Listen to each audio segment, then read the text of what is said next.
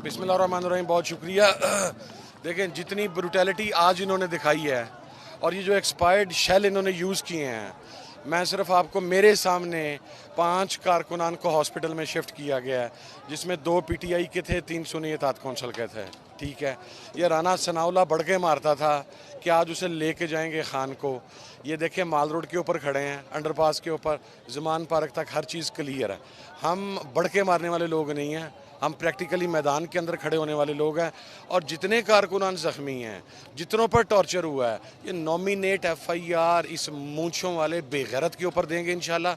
और मौजूदा हुकूमत को, इस जालिम और जाबर हुकूमत को इसकी कीमत पूरी करनी पड़ेगी इंशाल्लाह। जितना बंदा यहाँ पर मौजूद है, पुलिस से आसानी से खान नहीं ले जा सकेगी, ये हम बता देते हैं। ठीक है, और आपको पता है जो मजहबी कारकुन है वो तो फिर जान तक जाता है ना, तो फिर इंशाल्लाह लग पता जाएगा।